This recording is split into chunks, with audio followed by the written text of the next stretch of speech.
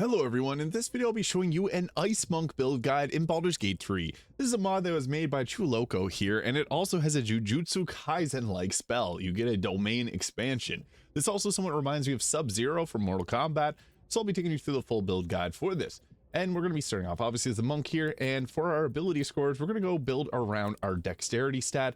As well, we want to have a decent bit of a strength, but the thing is, the best way to get strength is to either use the Club of Hill Giant strength, which you can get early in Act 1, using strength potions, which you can buy a ton of from Aunt Ethel early in the game, and also you can get a bunch of them later in Act 3, which set your strength to 27, which is going to be the most optimal way to play this.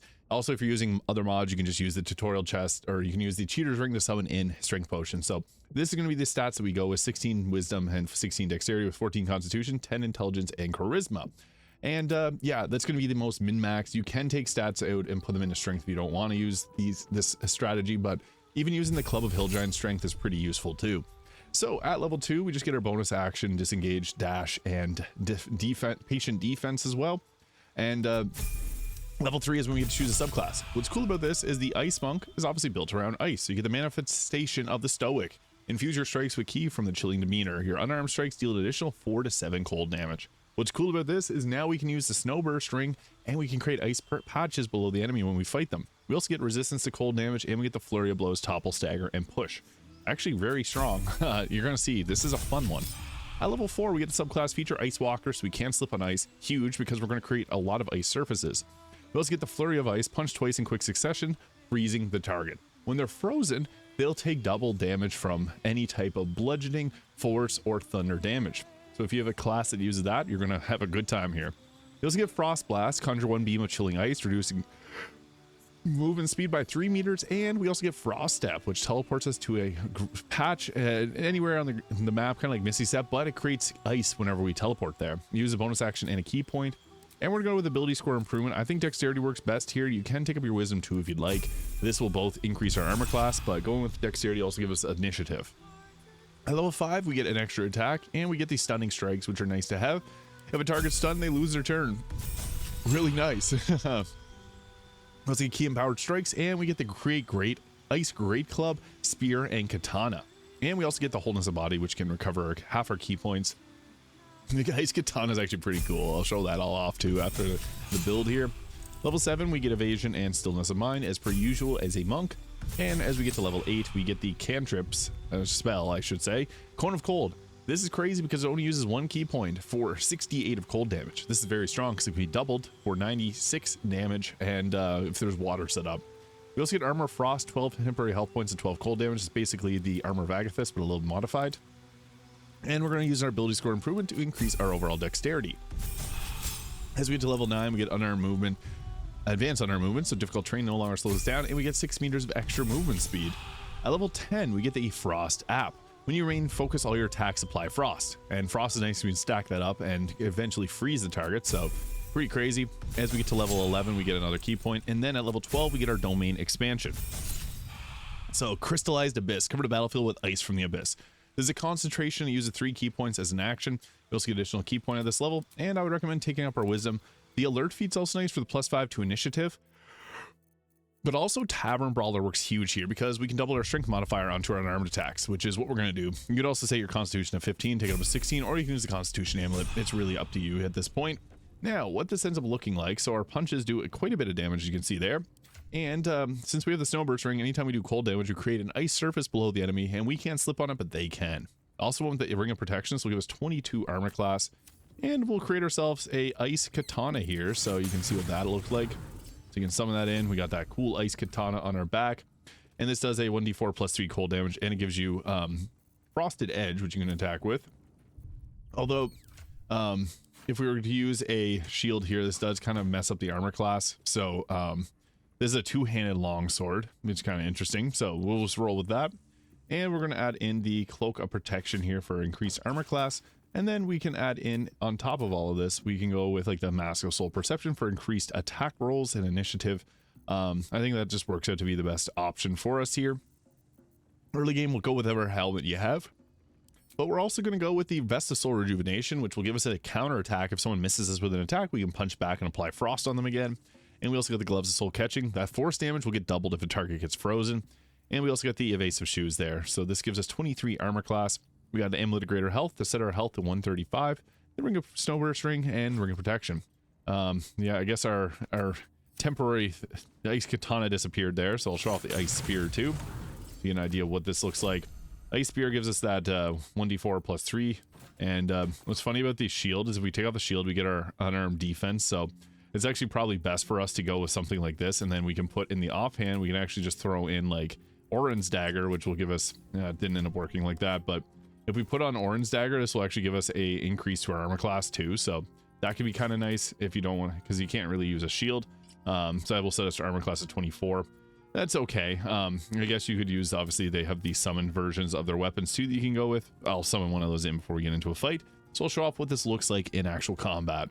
So to start things off, we may as well just drop down our domain expansion, Crystallized Abyss, which is quite large, you'll see here. So we can pop this down and it's quite crazy. So this will create this huge area of ice and it'll deal damage to targets, almost like a Hunger of Hadar. Similar spell. So now we're in here, and what's funny is they can't see us because we're out in the darkness there. So we'll just move outside of there, and for some reason they act really weird with this, so we'll just go ahead with attacking with a frost. Oh, there we go, actually getting into combat this time. The darkness prevented them from seeing us properly, but now every target is frozen. So if you have someone with Thunder Wave or Shatter works incredibly well here, and any type of damage that's going to do force, thunder, or bludgeoning, you're going to be in for a good time. So our Cone of Cold, 1 key point, is probably the best damage that we got, but we can also go with the Flurry of Ice, which will freeze targets. So we're going to freeze this target, and we went there, critical hit, critical miss, kind of weird. I don't know what's going on there. Oh, we used up our bonus action on that. So all these are oddly enough bonus action abilities, and you don't get a action one. We do have our Stunning Strike, so that burns through our key points pretty quickly. So I guess I should have probably unequipped the daggers here. That was probably a better idea for that. So now that we unequipped them, we got our unarmed strikes, so we can actually punch normally and continually critical miss for whatever reason. Worst luck in the world. Whoa, that's 2 critical misses in a row. I should probably not buy a lottery ticket. And there we go, finally. Martial Arts Unarmed Strikes. That gives us a bonus action ability. Also, I guess I forgot to turn on our cold damage there, so you just got to make sure that that's clicked on. And for our next attack, I may as well do a Stunning Strike because this target could potentially attack us, but we stun them perfect. And what's funny is we create those ice patches when we punch, so this is also freaking out, which is pretty funny. And we can also heal ourselves with the Soul Snare heal if we need to. So I'm just going to chill out right here, let all these frozen folks get frozen, and hope that more move into our domain expansion. It's kind of funny. So ice surfaces are nice because they provide crowd control without having to have a concentration. Obviously this skill is a concentration. Everybody there's frozen, so yeah, that's crazy. If you got, again, thunder, bludgeoning, or force damage, they're gonna have a really good time here, and it's actually pretty funny. I love the effects of this. As a huge fan of cold builds, you can see it's actually quite strong. So they're gonna heal them there. We're gonna take out the targets closest to us and leave those that are frozen to just stay frozen. So be mindful that you have a lot of bonus action abilities and no action abilities other than just your normal punches here. So this should hopefully finish them off. Perfect. And then what's funny is we can just go ahead with a Cone of Cold because that's going to hit pretty heavily. That's probably the most effective use of your action because Cone of Cold hits really hard. We somehow brought in more guards there to fight, which is okay because then we can go ahead with our Flurry of Blows, Stagger, or Flurries of Ice, even though this target's already frozen. We'll just go with our staggering attack here, which took them out, and then we can move further into our domain expansion. I guess we still have an extra attack here, so we'll use that. Cool, that took them out. The bludgeoning damage gets even stronger. So yeah, they'll just stay frozen inside of there, and we want to head. They punched her to bring her out of the ice, but then they slipped on the ice, which is hilarious. So you can see there's a lot of funny shenanigans that happen from this. Yeah, it's an actual blast. I love ice in this game. Any Larian Studios game really benefits from like not only just cold damage but lightning. They love their surfaces and different abilities like that. But if you can get in position for another Cone of Cold, this is probably the most effective key point to damage ratio that we have. We knock them prone, perfect. So I use up one of our actions. I guess we'll use our punch action on this target here to hopefully take them out. Yeah, that did it. That was real high damage, and we may as well just follow it up with another punch to this target, and it took them out. Perfect. Yeah, this is working very well. And I guess I could run over to this group of merry fellows over there. We do have a bonus action ability left, but I can't reach this target without getting the without causing some issues. So I might just actually just camp out right here. We can also use our patient defense here, so attack rolls against you will have disadvantage.